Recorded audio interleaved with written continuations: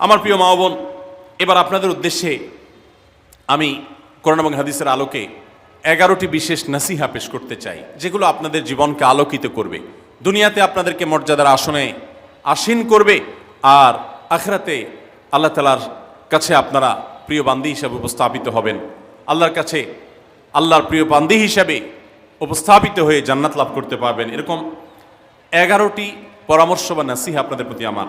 Number 1, কোরআন এবং হাদিসের জ্ঞান অর্জন করা। এটা সকল পুরুষ এবং নারী সকলের জন্য ফরজ। কোরআন এবং হাদিসের জ্ঞান অর্জন করা আমাদের জন্য ফরজ। আমরা অনেকেই আছি যারা ইসলামের ফরজ বিধিবিধানগুলো জানি না। আমাদের যেগুলো অবশ্য কর্তব্য সেগুলো আমরা অনেকে জানি না, শুধু নামে মুসলমান। গতানুগতিক কিছু কাজ করি, হাতে গোনা কিছু ইসলামের নামে কাজ করি, বাস মনে করেছি আমি মুসলমান হয়েছি। আপনাকে ঈমান সম্পর্কে জানতে হবে। আপনার ঈমান কিভাবে আনতে হবে, কি কোন কোন বিষয়ের প্রতি বিশ্বাস থাকতে হবে, কি বিশ্বাস থাকতে হবে, আল্লাহ সম্পর্কে বিশ্বাস থাকতে হবে। ঈমান সম্পর্কে অনেক ভুল ধারণা আমাদের আছে। আমরা আল্লাহ সম্পর্কে বিস্তারিত জানি না, আখিরাত সম্পর্কে জানি না, নবী রাসূল সম্পর্কে জানি না। এগুলো সম্পর্কে সঠিক জ্ঞান অর্জন করতে হবে। 5 ওয়াক্ত নামাজ এর বিধিবিধানগুলো, কখন কোনটা পড়তে হয়, ওয়াক্ত কখন থাকে কখন যায়, অনেক মহিলা আছেন জানেন না, অনেক নারীরা আছেন, অনেক পুরুষরা আছেন জানেন না। এগুলো জানতে হবে।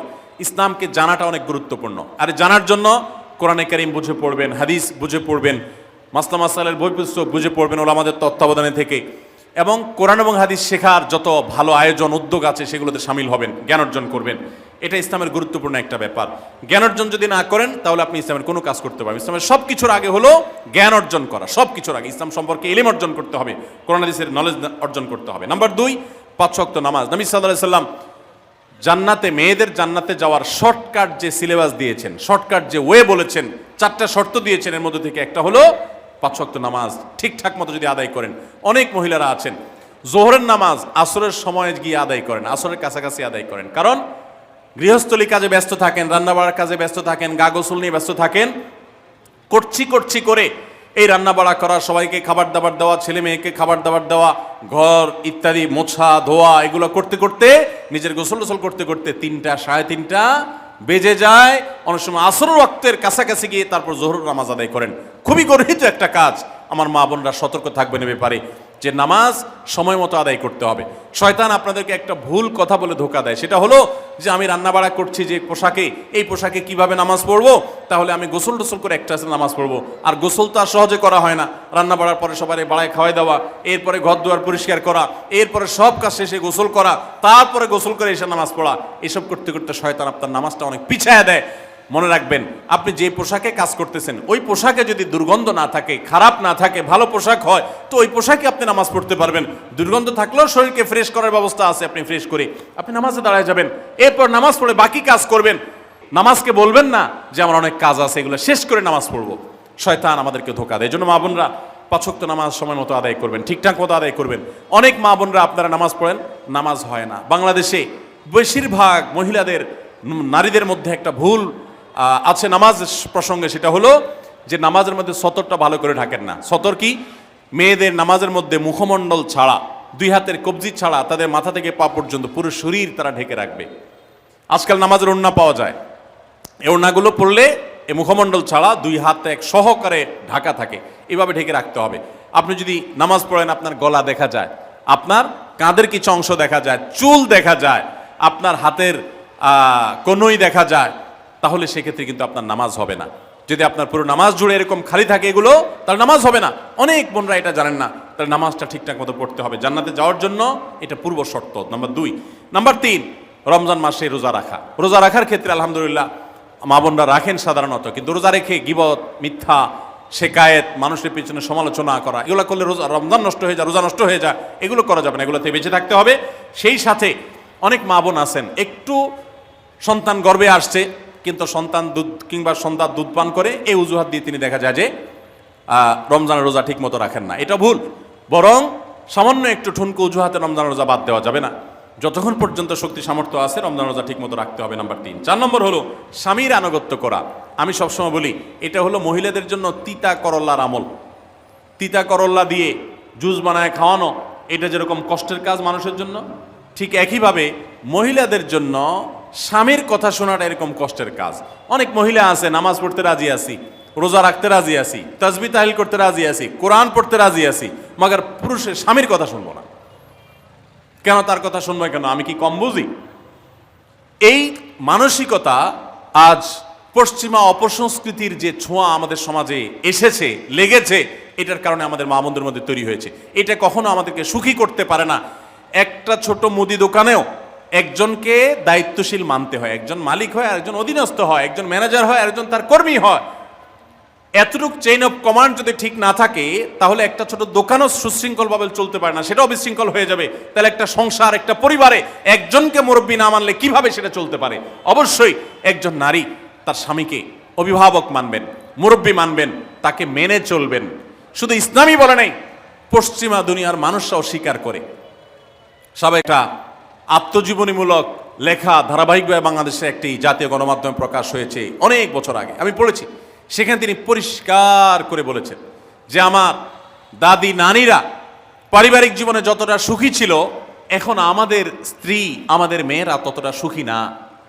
অথচ তাদের এত বেশি শাড়ি চুড়ি, এত বেশি সাজগোজ, এত বেশি সুখ সমৃদ্ধির উপকরণ ছিল না আজকের মেয়েদের যতটা আছে। পারিবারিক শান্তি তখন যতটা ছিল, এখন তার ধারে কাছেও নেই। এর অন্যতম কারণ হলো এটি যে আমরা পশ্চিমা অপসংস্কৃতির ছোঁয়ায় পড়ে শয়তান আমাদেরকে অতিরিক্ত স্বাধীনতার নাম দিয়া আমাদেরকে বলগাহীন স্বাধীনতার পথে নিয়ে গেছে, যেটা আমাদের ধ্বংস ডেকে এনেছে। এজন্য একজন গার্ডিয়ান, একজন অভিভাবক পরিবারে থাকতে হবে, তাকে মানতে হবে। আপনি নারী হিসাবে আপনার স্বামীটাকে যদি মনে হয় একটু বোকা কিসিমের, সে বুঝে না, আপনি অবশ্যই ডেফিনেটলি আপনি তাকে বোঝাবেন, আপনি তাকে আপনার মতামত বলবেন, তারও কর্তব্য আপনার মতামত গ্রহণ করা। কিন্তু এর মানে এই না যে আপনি তাকে ডিনাই করবেন, পাত্তা দিবেন না, অবজ্ঞা করবেন, তার কাছে জিজ্ঞেস করা ছাড়া যেদিক সেদিক যাবেন, যা খুশি তা করবেন, এটা উচিত না। আপনার জান্নাতে যাওয়ার প্রয়োজনে ওই যে তিতা করল্লা বলেছি, সে যদি কোনো দিক থেকে তাকে মানতে আপনার কষ্ট হয়, আপনার থেকে সে পিছিয়ে আসে বুদ্ধিতে জ্ঞানে, তারপরে একটু কষ্ট করে ঢোক গিলেন, একটু কষ্ট করে সবর করেন, শুধুমাত্র জান্নাতের আশায় আল্লাহ তাআলা আপনাকে মর্যাদা দিবেন, দুনিয়াতে বড় করবেন, আখিরাতে বড় করবেন। অনেক সময় দেখা যায় পুরুষতান্ত্রিক সমাজে আমাদের দেশে দেখা যায় যে পুরুষদের নানা অনাচারে মেয়েরা অতিষ্ঠ হয়। একটু সবর করেন, সন্তান সন্ততি বড় হবে, তখন আর পুরুষের এই সমস্ত জুলুম থাকবে না, পুরুষ তখন দৌড়ের উপরে থাকবে। এই বাস্তবতা আমরা প্রত্যেকটা মানুষ উপলব্ধি করার কথা। অতএব মুসলিম নারীদের অত্যন্ত গুরুত্বপূর্ণ আরেকটি বিষয় হলো 4 নম্বর যেটি বললাম, স্বামীর আনুগত্য করা। যতটুকু সম্ভব তার সর্বোচ্চ আনুগত্য করার চেষ্টা করতে হবে, যতক্ষণ তিনি কোরআন হাদিসের কথা বলেন। স্বামী যদি কোনো অন্যায় কথা করতে বলেন, তাহলে তখন আর তার কোনো কথা শোনা যাবে না। নাম্বার 5, একজন মুসলিম নারীর জন্য তার ইজ্জতের হেফাজত অত্যন্ত গুরুত্বপূর্ণ ব্যাপার। এমন একটা সমাজে আমরা বসবাস করতেছি, পাঠ্য বইয়ে শিক্ষার নামে আমাদের সন্তানদের চরিত্র নষ্ট করে দেওয়া হচ্ছে, বিবাহ বহির্ভূত সম্পর্ক করতে তাদেরকে উস্কানি দেওয়া হচ্ছে, শিক্ষার নামে কুশিক্ষা দেওয়া হচ্ছে, যার কারণে আমার সন্তান নষ্ট হয়ে যাচ্ছে।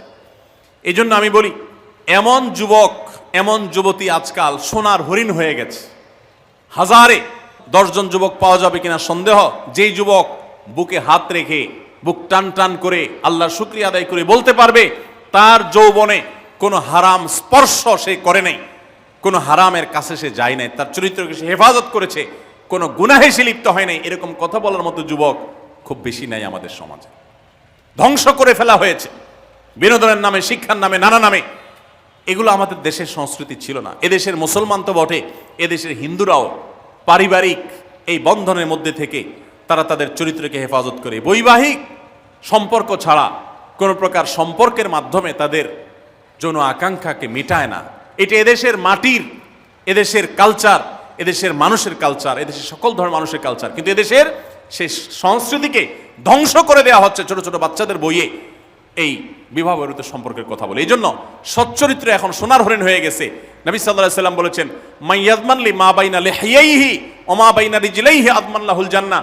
যে ব্যক্তি তার 2 চোয়ালের মাঝখানের অঙ্গ অর্থাৎ মুখ, আর যে ব্যক্তি তার 2 রানের মধ্যবর্তী অঙ্গ, তার লজ্জাস্থানকে হেফাজত করবে, অন্যায় খাতে ব্যবহার করবে না, এটার সংরক্ষণের দায়িত্ব এবং গ্যারান্টি যে ব্যক্তি নিজের ব্যাপারে নিজে নিবে, নবী সাল্লাল্লাহু আলাইহি ওয়াসাল্লাম বলেছেন, আমি তার জন্য জান্নাতের দায়িত্ব নিয়ে নিলাম। যে এটা 2টার দায়িত্ব নিতে পারবে, আমি তার জান্নাতের দায়িত্ব নিলাম। এবং নবী সাল্লাল্লাহু আলাইহি ওয়াসাল্লাম আরো বলেছেন, আকসারু মা ইউদখিলুন নাস আন-নার, মানুষকে সবচেয়ে বেশি জাহান্নামে নিয়ে যায় কোন জিনিসে? আল ফামু আল ফরজ, এই 2টি অঙ্গ, মুখ এবং লজ্জাস্থান। এই জন্য মা বোনরা, অনেকে আপনাদেরকে অনেক প্ররোচনা দিবে, অনেক গুনাহের পথে আহ্বান করবে। আপনাদের মেয়েরা স্কুল কলেজে পড়তে গেলে সেখানে অনেক অন্যায় আবেদন শুনবে, হারামের আহ্বান শুনবে। তাদেরকে সুশিক্ষা দিবেন যে আল্লাহ তাআলা তোমাকে যে চরিত্র দিয়েছে, এই যৌবন দিয়েছে, এটাকে যেখানে সেখানে ব্যবহার করলে হবে না।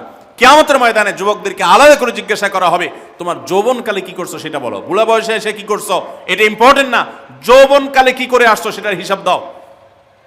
যৌবনকে হেফাজত করার গুরুত্ব এত বেশি, আল্লাহ আলাদা করে জিজ্ঞাসা করবেন। এই জন্য মা বোনদের কর্তব্য তাদের মেয়েদেরকে, ছেলেদেরকে অসৎ চরিত্রতা থেকে হেফাজত করবেন, সংরক্ষণ করবেন, তাদেরকে বুঝাবেন, তাদেরকে সেভাবে বড় করবেন যে বিয়ে শাদীর মাধ্যমে, সাংসারিক জীবনের মাধ্যমে তোমরা তোমাদের এই জীবনকে তোমরা উপভোগ করবে। আল্লাহ তাআলা তোমাদের জন্য যে নেয়ামত রেখেছেন সেই নেয়ামত তোমরা পাবে, কিন্তু অবৈধ উপায়ে কখনো তোমরা সেদিকে পা বাড়াবে না। যারা বাড়ায় তাদের দুনিয়াতেই ধ্বংস হয়, আখিরাত তো আছেই। এই অবৈধ সম্পর্ক করে সুখে থাকে খুব কম মানুষ। যারা যত বেশি এই জগতে যায় তারা তত বেশি অসুখী থাকে দাম্পত্য জীবনে। অতএব একজন নারী তার 5 নম্বর গুরুত্বপূর্ণ বিষয় হলো তার ইজ্জতের হেফাজত, লজ্জাস্থানের হেফাজত এবং তার চরিত্রের হেফাজত। আল্লাহ তাআলা আমাদের মা বোনদেরকে সেই তৌফিক দান করুন। অনেক সময় দেখা যায় যে সবই ঠিক আছে, আপনি সোশ্যাল মিডিয়াতে পুরুষের ছবি দেখে, ভিডিও দেখে আপনি হারাম আনন্দ পাচ্ছেন। আপনি ইমোতে, হোয়াটসঅ্যাপে, মেসেঞ্জারে বিভিন্ন পুরুষের সাথে অপ্রয়োজনীয় চ্যাটিং করছেন, কথা বলছেন, এবং সেখানে এই বেহুদা কথা থেকে অনেক অনাচার হয়ে যায়, অনেক সংসার ভেঙে যায়, অনেক পরকীয়া হয়, অনেক সংসার ধ্বংস হয়। এই জন্য আল্লাহ বলেছেন ওয়ালা তাকরাবুজ জিনা, জেনার কাছেও যেও না, চ্যাটিংই করতে যেও না, কারণ করতে গেলে তুমি ডুবে যাবা, পরে ফিরে আসতে পারবা না। ভয়ঙ্কর এক গুহা এবং ভয়ঙ্কর এক জগৎ। তো এই পথ থেকে আমাদেরকে বেঁচে থাকতে হবে। আল্লাহ আমাদের তৌফিক দান করুন। নাম্বার 6, মা বোনদের জন্য গুরুত্বপূর্ণ বিষয় হলো সন্তানদের লালন পালন করা। আপনি বাজার থেকে 2-4 কেজি আম কিনে খাইছেন, এটাতে আপনি যতটা সুখী হতে পারবেন, আপনি যদি একটা আমের গাছ লাগাই দিতে পারেন তাহলে তার চাইতে অনেক বেশি সুখী হতে পারবেন, আপনি বেশি লাভবান হবেন, আপনি মনকে মন আম খেতে পারবেন, আপনার বংশধররা খেতে পারবে। নিজে আমল তো করবেনই মায়েরা, বোনেরা, পাশাপাশি সন্তানদেরকে যদি আল্লাহ ভীরু বানান, মুত্তাকি বানান, পরহেজগার বানান, কোরআন হাদিস শিখান, তাদেরকে যদি পর্দা শিখান, তাদেরকে যদি চরিত্রের হেফাজত শিখান, তাদেরকে যদি ভালো মানুষ বানানো শিখান, তাহলে আপনি আম গাছ লাগানোর মতো ফলের গাছ লাগাই গেলেন, সওয়াবের গাছ লাগাই গেলেন, দুনিয়া থেকে চলে যাবেন। নেক সন্তানের আমল যেগুলো আপনি শিখাই দিয়ে গেছেন এগুলোর সওয়াব আপনি পেতে থাকবেন। ছেলেটাকে সূরা ফাতিহা নিজে শিখাবেন, মেয়েটাকে সূরা ফাতিহা নিজে শিখাবেন, নিজে ভালো করে শিখবেন, তাহলে মরণ পর্যন্ত এই ছেলে যতবার সূরা ফাতিহা পড়বে প্রত্যেক নামাজে আপনি কিন্তু সওয়াব পেয়ে থাকবেন, কারণ আপনি শিখাই দিয়ে গেছেন, আপনি শুরুটা করে দিয়ে গেছেন। এই জন্য মা বোনদের জন্য সন্তানদের লালন পালন করা, সন্তান দুধে ভাতে আছে কিনা, ভালো জামা কাপড় পরছে কিনা, এর চাইতে ইম্পর্টেন্ট হলো সন্তান আমার নামাজ পড়ছে কিনা, সন্তান আমার আল্লাহকে চিনে কিনা, সন্তান আমার কোরআন হাদিসের শিক্ষা পেয়েছে কিনা। সন্তান একদিন স্কুলে যায় না, তার জন্য আমার মাথা খারাপ হলে, সন্তান একদিন নামাজ পড়ে না এক ওয়াক্ত, তার জন্য আরো বেশি মাথা খারাপ হতে হবে।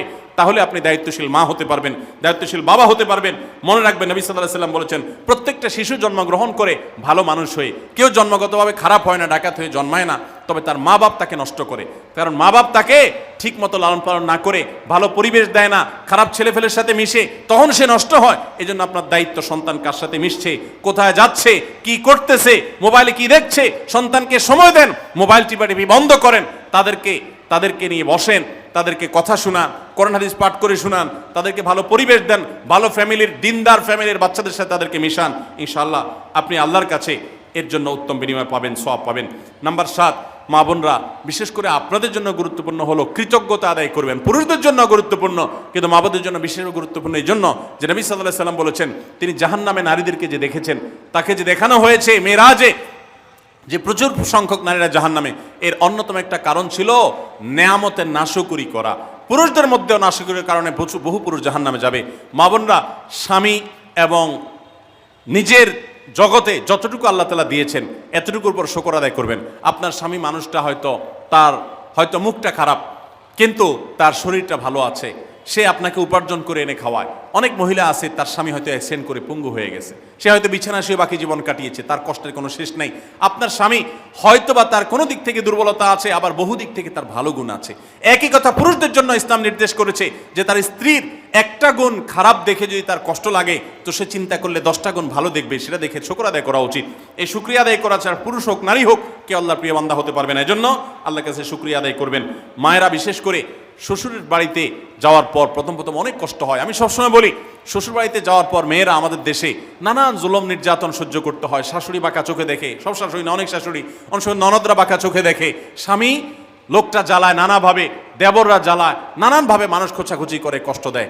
একটু ধৈর্য ধারণ করেন, আল্লাহ তাআলা আপনার সংসারে যখন 2-4টা সন্তান দিবে, এরা যখন বড় হয়ে যাবে, এগুলো সব আপনার বাহিনী হয়ে যাবে, তখন দেখবেন ওই বুড়া আস্তে আস্তে চুপসে গেছে, বুড়ার বড় কোনো গলা নাই, বড় কোনো কথা নাই, কারণ পোলাপান সব মায়ের পক্ষে থাকে, বুড়া সব আস্তে আস্তে সাইজ হয়ে যায়।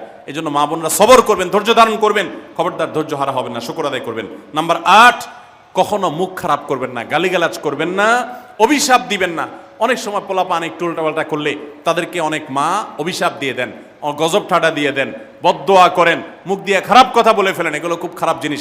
নবী সাল্লাল্লাহু আলাইহি সাল্লাম বলেছেন, যদি কাউকে গজব ঠাডা দেওয়া হয় তো এটার উপযুক্ত না হলে যে দেয় তার উপরে এসে পড়ে, এরকম ভয়াবহ একটা বিষয়। এই জন্য কোন অবস্থাতে এগুলো যেন না হয়। এবং মেয়েদের জাহান্নামে যাওয়ার অন্যতম, বেশি জাহান্নামে যাওয়ার অন্যতম একটা কারণ এটাও যে তাদের মধ্যে, অনেকের মধ্যে, আমি সবার কথা বলছি না, যে এই ধরনের গালিগালাজ করা, অভিশাপ দেওয়ার বদস্বভাব আছে। এই বদস্বভাব বহু পুরুষের মধ্যেও আছে, সবাইকে ছাড়তে হবে। নাম্বার 9, আত্মীয়তার বন্ধন রক্ষা করার পরে দায়িত্বশীল হতে হবে। স্বামীকে স্বামীর ভাই বোনের সাথে সম্পর্ক ভালো রাখতে কখনো বাধা দিবেন না। অনেক মহিলা আছে বোকার মতো কাজ করে। স্বামী যদি স্বামীর ভাইকে টাকা পয়সা দেয় সে অপছন্দ করে, স্বামী যদি স্বামীর বোনকে টাকা পয়সা দেয় সে এটাকে পছন্দ করে না, মা বাবার খোঁজ খবর বেশি নিলে তার কাছে ভালো লাগে না। এই মহিলা হলো নির্বোধ। কেন নির্বোধ? কারণ নবী সাল্লাল্লাহু আলাইহি সাল্লাম বলেছেন যে মান সাররাহু আন ইউবসাতালাহু ফি রিজকিহি আও ইউনসালাহু ফি আথরি ফালিয়াসিল রাহিমা, যে ব্যক্তি চায় তার রিজিকে আল্লাহ বরকত দেখ, তার হায়াতে বরকত দেখ, সে যেন রক্ত সম্পর্কে আত্মীয়দের সাথে সম্পর্ক বেশি ভালো রাখে। তাহলে আপনার স্বামীর রিজিক বেশি হোক, টাকা পয়সা বেশি হোক, তার হায়াতে বরকত হোক, এটা যদি আপনি চান তাহলে আপনি বরং তারা উৎসাহিত করা উচিত। তোমার ভাইটার খবর নাও, তোমার বোনটার বাড়িতে যাও, তোমার মা বাপের খেদমত করো, তাদের সাথে যত সম্পৃক্ত থাকবে আপনার স্বামীতে আল্লাহ তাআলা তত বরকত দান করবেন। এই জন্য তাকে সেটা করবেন। আবার পুরুষদেরও উচিত মেয়েদেরকে সুযোগ দেওয়া, তারা তাদের বাপ, মেয়েরও তো কর্তব্য আছে তার বাপ মার প্রতি, বাপ মার খেদমত করবে, বাপ মার জন্য হাদিয়া তোফা দিবে। অনেক পুরুষরা আছে মেয়েদের পাওনা অধিকারই দেয় না, হাদিয়া তোফা কোত্থেকে দিবে, তাদের মহরটাই দেয় না, তাদের হাত খরচ দেয় না। আলাদা কিছু হাত খরচ দেওয়া উচিত, যে তার মতো সে খরচ করবে, তার মা বাপের জন্য খরচ করবে। এগুলোর বিনিময়ে আমরা আল্লাহর কাছে জান্নাত পাবো। অতএব এই আত্মীয়তার সম্পর্ক রক্ষা করা গুরুত্বপূর্ণ। নাম্বার 10, সাদাকা করবেন। সাদাকা জাহান্নাম থেকে মুক্তির কারণ। নবী সাল্লাল্লাহু আলাইহি সাল্লাম জাহান্নামের ব্যাপারে সতর্ক করেছেন আপনাদেরকে, আমাদের সবাইকে। অতএব সাদাকা দিলে জাহান্নাম থেকে মুক্তির একটা পথ আমরা পাই, সুগম হয়। এবং নবী সাল্লাল্লাহু আলাইহি সাল্লামের সময় মহিলা সাহাবীরা তাদের গহনা খুলে আল্লাহর রাস্তায় দান করতেন। এই জন্য মসজিদ, মাদ্রাসা, বিভিন্ন গুরুত্বপূর্ণ যে দানের খাতগুলো আছে সেগুলোতে বেশি বেশি দান করবেন, বেশি বেশি আল্লাহর রাস্তায় ব্যয় করবেন, যতটুকু তৌফিক আছে ততটুকু। এখন মহিলারা দান করবে কোত্থেকে? পুরুষরা মহরের টাকাই পরিশোধ করে না, বেচারে দান করবে কোত্থেকে? এই জন্য পুরুষরা দায়ী হবে। এবং মহিলারাও তাদের মহরের টাকা যেন অনাদায় না থাকে, তারা যেভাবে চেষ্টা করলে হয় সেভাবে চেষ্টা করবেন। এবং তাদের হাত খরচ আলাদা দেওয়া উচিত, এবং তারা পর্দার মধ্যে থেকে তাদের মতো উপার্জনও করতে পারেন, সেটাও শরীয়ত তাদের জন্য সুযোগ রেখেছে। যেভাবে হোক তারাও সাদাকার চেষ্টা করবেন।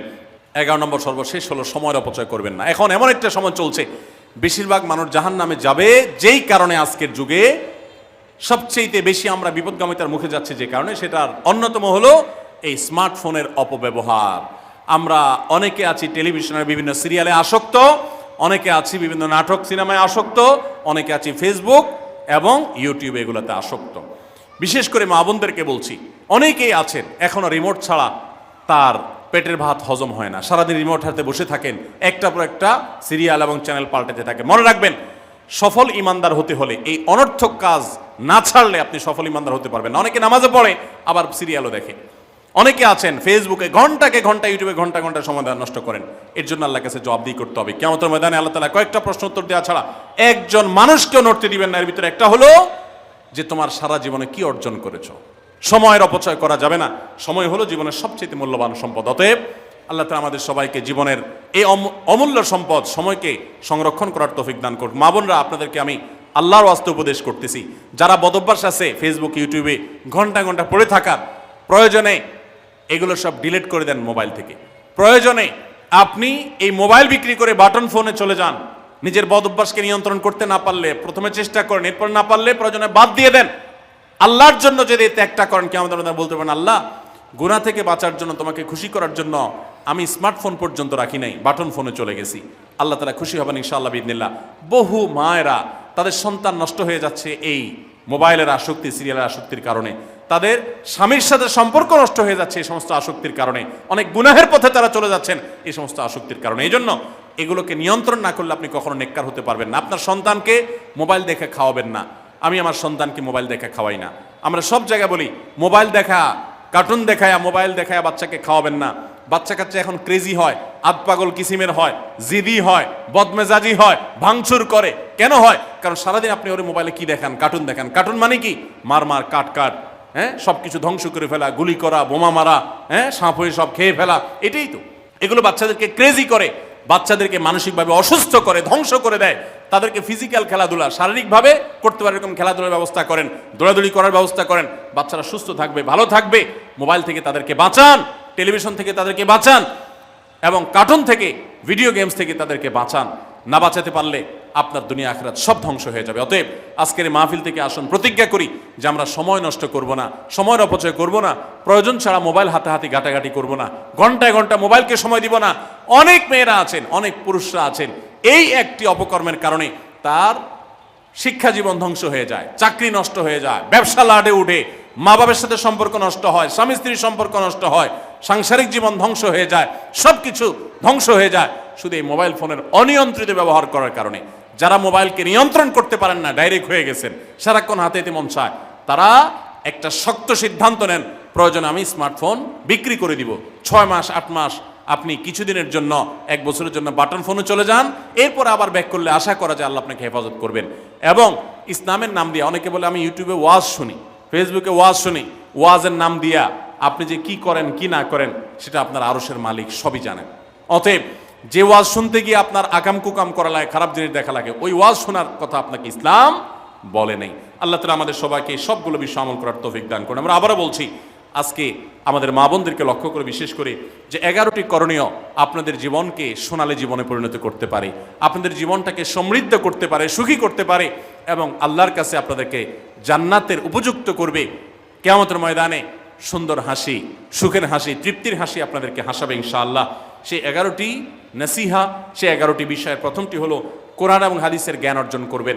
অনেক ভালো ভালো বই আছে কোরআন হাদিস ভিত্তিক, সেগুলো পড়বেন। দিন শিক্ষার যত আয়োজন আছে সেগুলোর সাথে সম্পৃক্ত হবেন। অনলাইনে অনেক কোর্স করা যায়, সেগুলোতে আপনি সম্পৃক্ত হতে পারেন। যেভাবে হোক আপনাকে কোরআন হাদিসের কথা জানতে হবে। আল্লাহ কি বলেছেন, রাসূল সাল্লাল্লাহু আলাইহি ওয়াসাল্লাম কি বলেছেন, মাসালা মাসাইল কখন কি করা উচিত, কোরআন হাদিসে কি বলা আছে, এগুলো জানতে হবে আপনাকে। যতটুকু সম্ভব জানার চেষ্টা করবেন। নাম্বার 2, 5 ওয়াক্ত নামাজ সঠিকভাবে আদায় করবেন, সময় মতো আদায় করবেন। জোহরের ওয়াক্ত বাসার কাজ কাম শেষ করে গোসল করে একেবারে 3টার দিকে একসাথে পড়বো, এটা করা যাবে না, বরং সময় মতো আদায় করতে হবে। এবং মেয়েদের যে সতর, এই সতর ঢাকার উপরে সতর্ক থাকতে হবে। পুরো শরীর মুখমণ্ডল ছাড়া যেন ঢাকা থাকে, চুল, গলা, হাতের গোছা, কনুই, এগুলো যেন দেখা না যায়, খেয়াল রাখতে হবে। এবং নামাজ ধীরে ধীরে পড়তে হবে। অনেক মহিলা অনেক দ্রুততার সাথে নামাজ পড়েন, এবার পড়লে হবে না। নাম্বার 3, রমজানের রোজা ঠিক মতো রাখতে হবে, যথাযথভাবে রাখতে হবে। রোজা রেখে গিবত, শিকায়েত, মিথ্যা, গালমন্দ এগুলো করা যাবে না।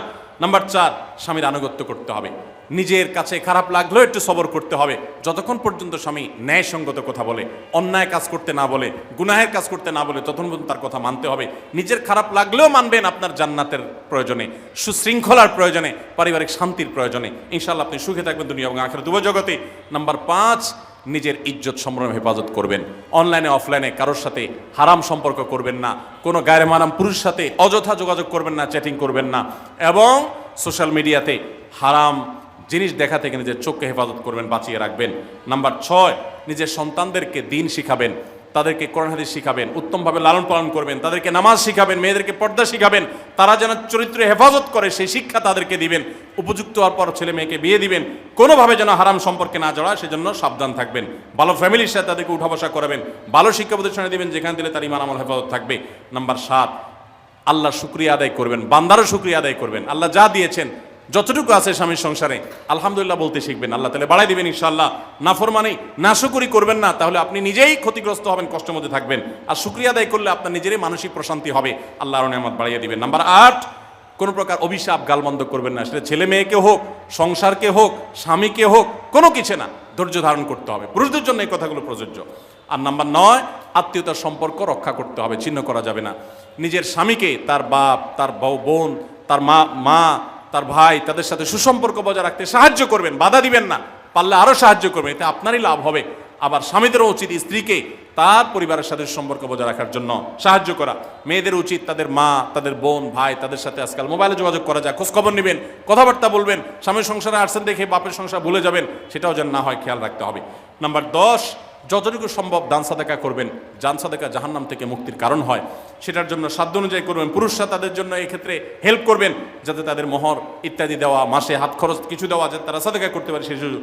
আজকাল দেখা যায় অনেক মেয়েরা টাকা পয়সা পেলে মার্কেটে চলে যাবেন, কি কিনবে এটা নিয়ে অস্থির হয়ে যান। মার্কেটে আপনি যা দরকার হলে যাবেন, কেনা দরকার হলে কিনবেন, কিন্তু দানের জন্য একটা খাত রাখবেন। পারিবারিক সাদাকা বাক্স, একটা বাক্স রাখবেন, যে খুচরা টাকা পয়সা বা বিভিন্ন টাকা পয়সা ছেলে মেয়েরা রাখবে, আপনি রাখবেন, উৎসাহিত করবেন। এটা দিয়ে একটা গরিব ফ্যামিলি মুখে হাসি ফোটাবেন, একটা ভালো কাজ করবেন, পারিবারিকভাবে এরকম দানের ব্যবস্থা করবেন। বোনেরা, সর্বশেষ হলো সময় নষ্ট করবেন না সোশ্যাল মিডিয়াতে। আল্লাহর ওয়াস্তে এটা থেকে নিজেকে বাঁচাবার জন্য সংগ্রাম করেন। যারা এখনো এই রোগ থেকে বাঁচতে পারেন নাই, আল্লাহর কসম করে বলছি, দুনিয়ার জীবনটাই ধ্বংস হবে, অসুখী থাকবেন, অশান্তিতে থাকবেন, আখিরাতের ধ্বংস তো আছেই।